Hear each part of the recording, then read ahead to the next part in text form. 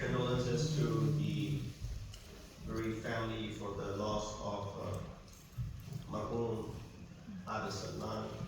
May Allah subhanahu wa ta'ala raise the status of Marhum, give him a place in the Jabara of Masumeen alayhi salatu wassalam. And on the same note, we ask Allah subhanahu wa ta'ala to bestow patience, give sabr to the bereaved family for the loss that they have suffered.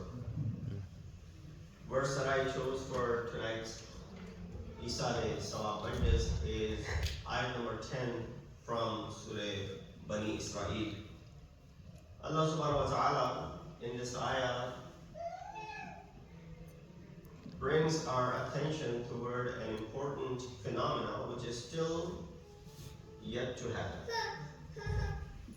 The concept of Ma'ad and Qayamat is, of course, one of the musallamat of our religion. It's one of the tenets of the religion, it's one of the principles and the usul of our madhab. But with that said, because it hasn't happened, sometimes we show negligence towards it, and we show heedlessness towards it. And therefore, Allah subhanahu wa ta'ala, their majority of Quran, if there is a concept that is discussed in it, it is ma'ad. There isn't another concept that is discussed in Quran more frequently than the concept of qayamat and ma'ad. I guess many of these ayat that were revealed in the Makki life of Rasulullah that talk about qayamat, of course, it was needed in the beginning of Islam. People at that time, they didn't need to pray and fast, and there was no jihad at that time either. That which was needed was the foundation. Belief in one God, belief in the Prophet, and belief in Qiyamah. Without Qiyamah, of course, a person would live a life where there's no sense of accountability. Without Qiyamah in perspective, a person will think that they have a free license to do whatever they want, because no one's going to question. No one's going to hold us accountable. And when there's no sense of accountability, you don't fear the outcome. But this concept is so engraved and mentioned in our madhab that it isn't mentioned in any other madhab. With so much emphasis, as I mentioned in the ayat of Quran, that there is no other concept discussed more frequently in Quran than qiyamah. Every 15-20 ayat you see qiyamah. Every 15-20 ayat ma'ad, and so on and so forth. And the last juz of Quran is filled with ayat, beginning till the end, talking about a scene from Qiyamah, a perspective of Jannat and Jahannam. With that said, this ayat which I recited for you from Surah Bani Israel, ayat number 10, it says, وَإِنَّ الَّذِينَ لَا يُؤْمِنُونَ بِالْآخِرَةِ, those who do not believe, there are people, those who do not believe in the hereafter, أَعْتَدْنَا لَهُمْ عَذَابًا أَلِيمًا, we have prepared for them a chastisement. Adhab alim. And of course, while this ayat may be referring to those who don't believe in Qiyamah outside of the realm of Islam, because you can't be a Muslim and not believe in Qiyamah. These two things don't go together. If you are a Muslim, then you have to believe in Qiyamah. So the ayat suggests that you believe in Qiyamah, you're a Muslim. This ayat is probably speaking about those who are outside of the realm of Islam. That we have prepared chastisement for those who don't believe in Qiyamah. But honestly speaking, how many sometime become heedless of Qiyamah ourselves? How many of us sometimes think, Qiyamah, it's there in the ayat of Quran, but who's seen it? And then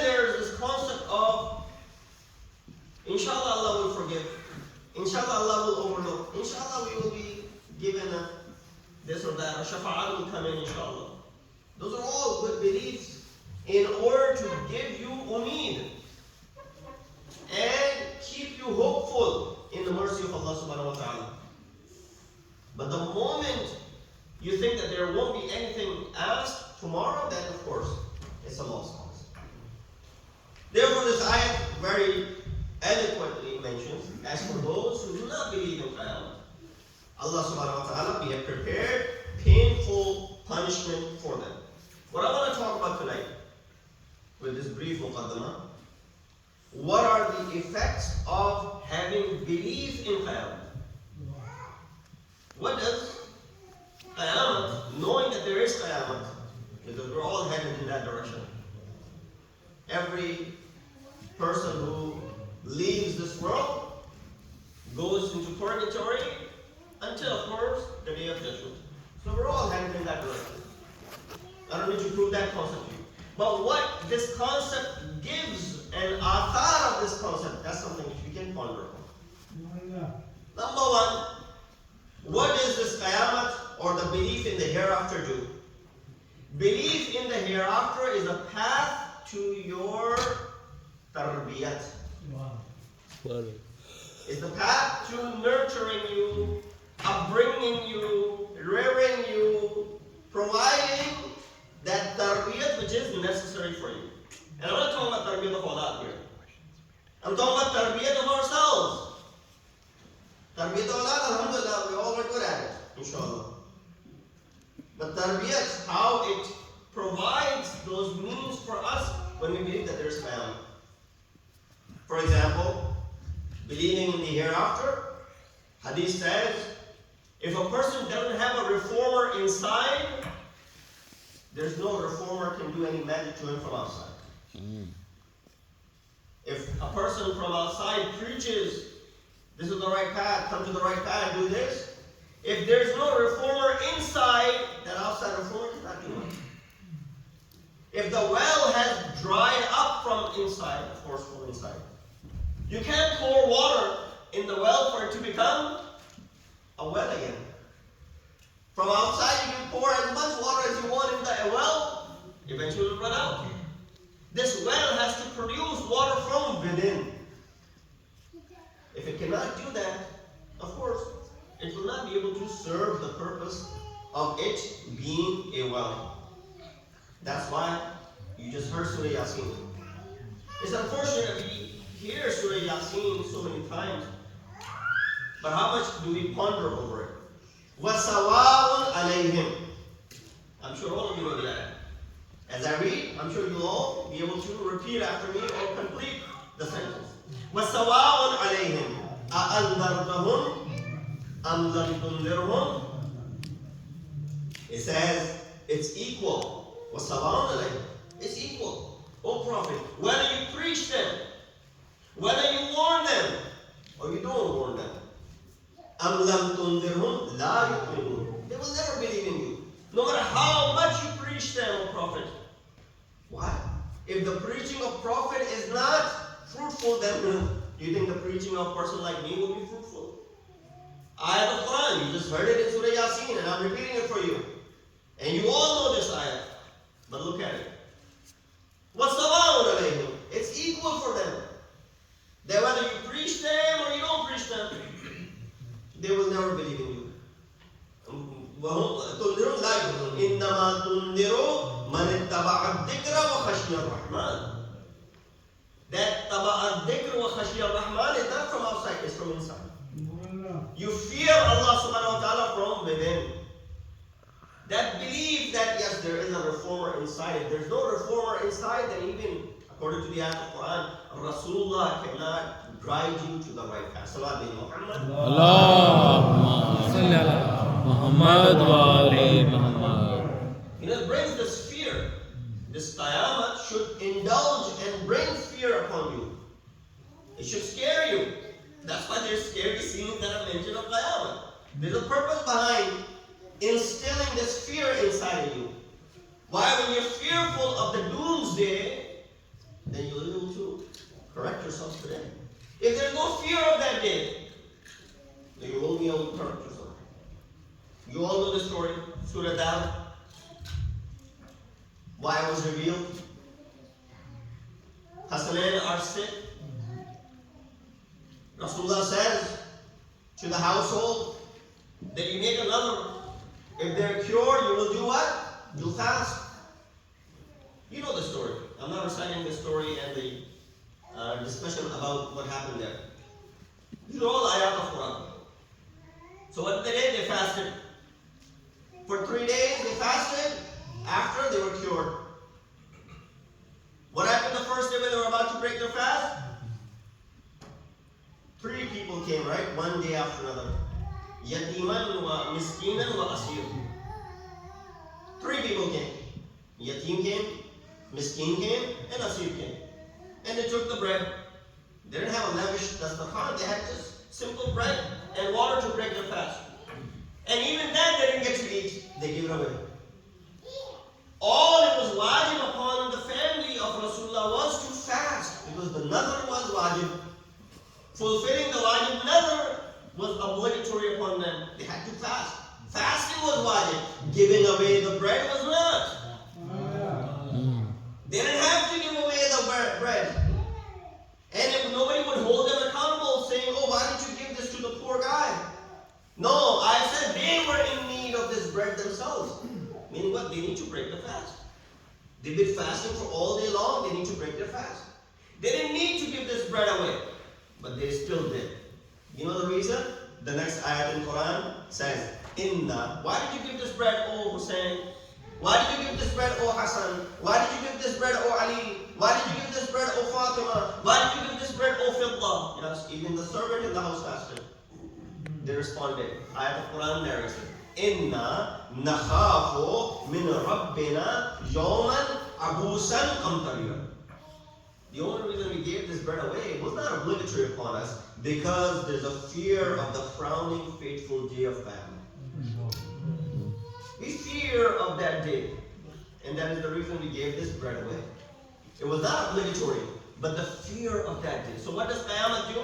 It should instill this fear in you, and it should bring this concept of tarbiyat into you. Sallu ala Muhammad wa ali Muhammad. Allahumma salli ala Muhammad wa ali Muhammad. Second thing that this Qiyamah does to you. Belief in the hereafter assures standing firm against the troubles. Because when you face troubles, you say there is a day of judgment. When you feel that everything is lost, and you can't do anything, so I leave every matter in the hands of Allah subhanahu wa ta'ala. When everything is going against you, what do? There will be a day of judgment. Allah subhanahu wa ta'ala will take care of all of this. So the concept of Qiyamah does what to you? The concept of Qiyamah gives you the ability to stand firm against the troubles of the day. I don't need to highlight what you're seeing in the world today. What is happening in Gaza. The atrocities that are being committed. The genocide that is happening. And all of that. And that is just one part of the world. There are many other places in the world that similar things are happening. If there's nothing that could be done about these people, which at times it seems like we can't do anything, because of the policies and because of the politics and because of all these other things that are there. But then, as Muslim, what do you have? There's a day of judgment. There's Qiyamah. Qiyamah, everything will be straightened out. Qiyamah, Zalim will be brought to justice. Mazloom will get his share fair. And Zalim will be brought to his knees. وَسَيَعْلَمُ الَّذِينَ ظَلَمُوا أَيَّ مُنْقَلِبٍ يَنْقَلِبُونَ. So the Qiyamah, the concept of the hereafter, does what? It gives you ability to stand firm in front of the calamities and the troubles of the day that you face. See how important this concept is? If there was no concept of Qiyamah in your mind, you will lose hope right away. I can't do anything, you'll go towards suicide. I can't fix this, there's nothing for me to do here, I'll go ahead and take my life. With the concept of Qiyamah, when there will be grand jury on that day, if you're not getting your own justice today, Allah subhanahu wa ta'ala will establish that justice and you will have that. So that's what the belief in Qiyamah does to you. Sallallahu Muhammad wa ali Muhammad. Allahumma salli ala Muhammad wa ali Muhammad. When you believe in the hereafter, people's remarks don't matter to you. Let anyone say whatever they want to. You know, if a girl starts observing hijab, people start poking. Instead of encouraging, they'll start making fun. If a boy starts, acting piously at a very young age, people will discourage in our community. That, these are the days for you to, enjoy life. What is enjoy life? Enjoy haram? These are days. Muqaddas Ahl-e-Bait lived 500 years ago. His name became Muqaddas. And why he was known Muqaddas? It is mentioned that for 40 years, he did not do anything mubah. Forget makruh and haram. He refrained from mubah. Makruh and haram to dur ki baat hai. Having the ability to refrain from a mubah action is the reason why he's called Muqaddas Ahl-e-Bait. And when some ulama saw him in his dream and said, how did you attain this maqam ali that you have in Barzakh? He's buried in Najaf, next to Molana. He responded by saying, none of my actions were worthy of this maqam that I have. It is all because of Sahibu Hadal Qabr. It is because of the person who is in this qabr, Amir al-Mu'mineen, Hubbi Ali ibn Abi Talib. Allahumma salli ala Muhammad wa ali Muhammad. So bring me back.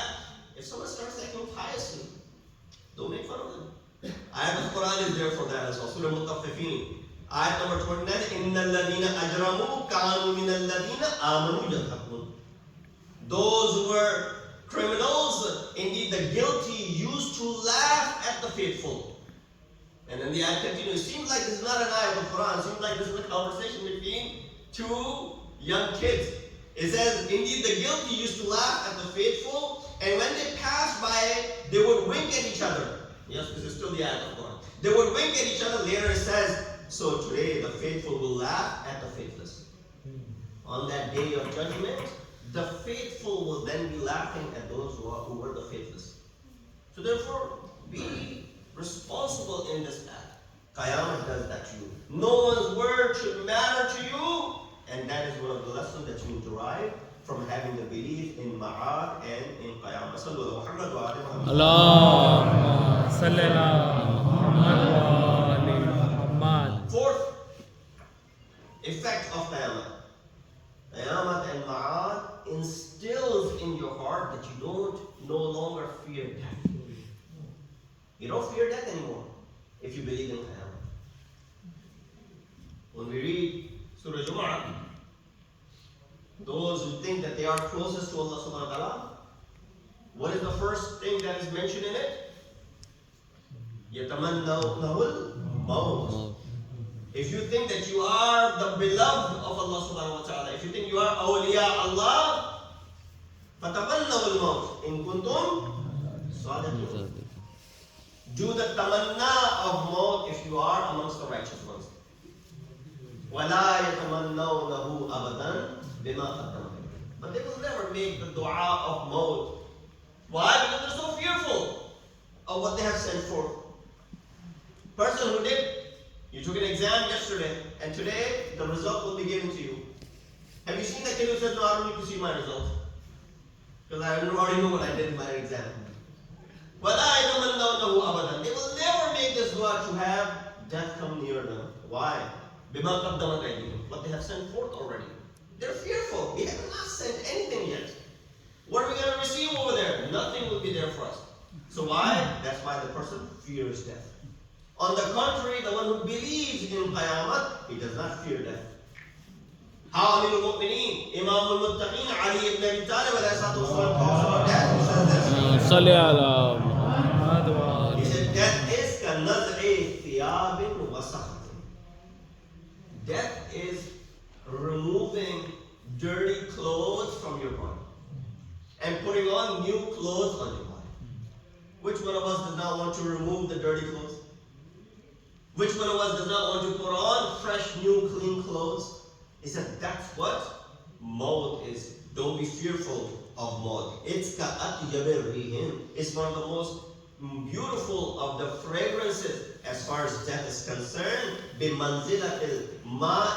It is in the form, it is as if when you are stuck on a very hot day and someone brings to you a cold cup of water that you are really needing at that moment. That is what death is. How many of us look at death like this? We're fearful of death. In fact, we're so fearful of death in some cultures. If you go to someone's house where death has happened, or if you attend janazah, you don't come back home. आपने जनाजा attend किया आप घर नहीं आएंगे वापस क्यों you're going to bring death with you. So that's going to someone else's house. Why are you bringing death to someone else's house? If you're not going to your own house, why are you going to someone else's house? Of course, this is all bogus concept. There's nothing to it. You cannot do anything to yasta'ajilun wa yasta'khirun. Ayat al-Quran says this. There's nothing that you can do to bring death closer or to keep it away from you. Whatever Allah subhanahu wa ta'ala has written for you. Yes, of course, there are amal which can extend your life. But as far as death is concerned, Allah subhanahu wa ta'ala knows and He has the knowledge of that. So Imam goes to the extent. Why are we fearful of death? Forget about the Yahud and Nasara that is mentioned in Surah Jumu'ah. Why are we fearful of death? Few reasons. Maybe the same reasons. They were fearful of death because they haven't sent anything forth. We are fearful of death because we have done haram. If you've done haram, you'll be like, well, how am I going to face Allah subhanahu wa ta'ala? Because we have sinned. Because our bellies are filled with haram. How are we going to go ahead and be able to face Allah subhanahu wa ta'ala with all the forbidden things that we've done? So there's this sense of shame that comes about as far as the fear of death is concerned. Why are we scared, really? Because we don't have enough gas in our tank. You know, or I should say, charge in our, you know, nowadays people own they own cars where they charge them. Batteries running out in your car and you don't have enough charge and you have to go a long way. Right? We don't have enough gas. Who's fearful on the highway? The one who's running out of gas? Or the one who has a tank full of gas? Of course, the one who's running out of gas. That's why Al-Mu'mineen said, min qillat az-zad. Lack of provision. And he takes a sigh of relief and he said, Tazabbadu fa inna khayra az-zadi al-taqwa. There's lack of provision. We don't have enough in our bag. What do you need? You need a lot of money in your bag? He said, no, you need taqwa in your bag. That's what we're lacking in our bags that we're carrying toward Qiyamah. If you have enough of that taqwa in your bag, then you will never be fearful as far as death is concerned. I don't want to take too much of your time. Already these 5 things that I mentioned as far as the athar of Qiyamah is concerned. Now, going away so that you don't leave in a sense that, oh, it was only just to be fearful and be scared of Qiyamah. No. Qiyamah has all of these athar. It makes you, awakens you, because without it, you will remain in this slumber and you will remain heedless. But Allah subhanahu wa ta'ala mentions the Qiyamah of mu'mineen, and at the same time He mentions the Qiyamah of munafiqeen and mushrikeen. Inshallah, we can separate ourselves from munafiqeen and mushrikeen and be amongst those who are mu'mineen. Just like this Mahroom who left this world amongst the mu'mineen, and this is the death that he embraced. What does it say as far as the maut and the death of those who are good? This is what it says in the Quran, Surah Fussilat. Tahiyyatuhum yawma yalqunahu salam. Tahiyyatuhum.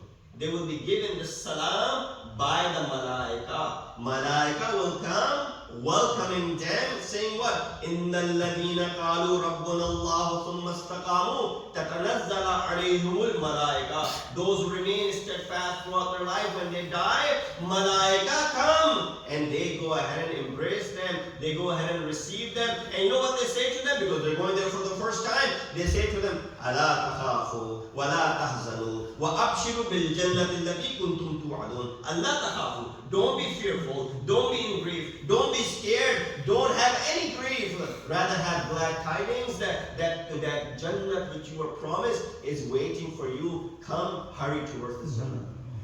That is the mode of those who are amongst the mu'mineen. We want to be amongst those who are invited by the malaika. On the contrary, there's a mode of those who are not good doers. It says, الَّذِينَ تَتَوَفَّاهُمُ الْمَلَائِكَةُ ظَالِمِي أَنفُسِهِمْ. Those who were taken away by the malaika because they had done zulm against their nufus. فَأَلْقُوا السَّلْمَ مَا كُنَّا نَعْمَلُ مِنْ سُوءٍ. Of course, they will be dragged into it and they will acknowledge the fact that they were not amongst the good doers as far as the amal are concerned, and that is the treatment that they're getting. They're not getting any big welcome. There's no red carpet for them. They're not being promised anything, nor are they being told don't be fearful or don't be in grief. No, all on the opposite side, they will be terribly fearful. They will be in grief, and of course the end is all known for everyone. So therefore, Qiyamah gives you that sense of responsibility. Qiyamah gives you that ability to be able to straighten out your amal today so that you can definitely harvest them tomorrow. With that said, the gham of losing a fatherly figure who's like a shadow upon you, who you look up to. Fourth Imam in Risalat al-Huquq says what? That if there's anything good in you, don't brag and boast about it. It is all due to your father. If you have achieved something today, the reason is that father, that's your asl. He's your asl and you are his branches. You all owe to him. That is the reason where you are today. So therefore, when you're flying high, and you become a minister somewhere, you become a king somewhere, you become a person of position somewhere, a president or vice president or something of a country, leave all of those mansab over there. When you come to the barakah of your parents, close your wings in front of them. Sit with ihtaram, spreading your wings of mercy upon them. And let them sit on these wings of yours. This is ayat of Quran. Surah Bani Israel, ayat number 23. وَخْفِضْ لَهُمَا جَنَاحَ الذُّلِّ مِنَ الرَّحْمَةِ وَقُلْ رَبِّ ارْحَمْهُمَا كَمَا رَبَّيَانِي صَغِيرًا. Spread the wings of mercy for them. That's the maqam of a father, as mentioned in Quran. And we see that there are fathers in Karbala as well. In fact, a father had prepared his children for Karbala. And that father is Amirul Mu'mineen. 40th year after Hijrah. The month of Ramadan, Amirul Mu'mineen is questioning his children. Does he not know it is the month of Ramadan? Does he not know how many days have passed? He knows. But he is waiting for the day that he will be meeting Allah subhanahu wa ta'ala. He asks his son how many days are left. He says, this many days are left. Today is this month, this of the month of Ramadan. And then when the night comes, Imam makes this journey of his, and then when he was struck, the first thing that came out of the mouth of Amirul Mu'mineen was what? Fuztu Rabbil Kaaba. By the Kaaba, by the Rabb of Kaaba, Ali is successful. Ali never said this when he was single-handedly winning the battles of Badr, the battles of Hunayn, the battles of Khaybar, the battles of Khandaq. Never did Ali say, Fuztu Rabbil Kaaba. He only says it when he attains Shahadat. Now you understand the maqam of Shahadat in the sight of Ali ibn Abi Talib. 40th year after Hijrah. Ali is passing away. Gradually and slowly, this poison is affecting him. Even the Talib says there's nothing that can be done. And this is where the children of Ali ibn Abi Talib are closer to him. the one who had struck Ali ibn Muljim la'anatullah alayh, he's also there. Ali hears someone is crying, he hears someone is moaning. He said, who is this? He said, this is Ibn Muljim. We have tightened his hands. Ali said, no, loosen his hands. I don't want his hands to be tight to the extent that he is grieving and he's moaning. He said, oh Ali, this is the person who struck you. He said, no, it's still, I don't want even my enemy to be feeling any pain due to me. Maybe Ali is giving a message as a father that, oh people of Kufa, this is the Kufa where Ali is letting you open the hands of his enemy. Tomorrow when there comes a caravan, don't tighten their hands. Don't put any ropes in their hands and their arms. Especially don't put any ropes in their necks. But they did not get the message. Or if they did, they were so cruel. What do? They put the ropes in the necks of the children and the young and the old. And the children say that every time the older people would stand up, it would go ahead and suffocate them. And every time they would sit down, only then there will be some sort of reprieve for them. Ajrukum Allah. Ali left this world. And as he was leaving, he was kissing the hands and the arms of Zainab. He did bosa of Zainab onto her neck, and he gave a kiss to Zainab on her arms. Zainab said, oh Baba, you have never kissed me in these two places. Why is it that you're kissing me there today? And he responded, oh Zainab, there will come a time they will tie a rope around your neck. You know what Zainab said? She responded, oh Baba, the one who has a brother like Abbas, Abul Fazl Abbas, how is it possible for anyone to do this sort of this? وسيعلم الذين ظلموا أي منقلب ينقلبون إنا لله وإنا إليه راجعون. Oh Allah, please accept our ibadah tonight. Oh Allah, we've committed a lot of sins. Please forgive our sins. Oh Allah, give us the tawfiq and ability to follow the command and teaching of the Prophet ﷺ. Please recite a Surah Fatiha from Marhum Abid Salman ibn Sayyid.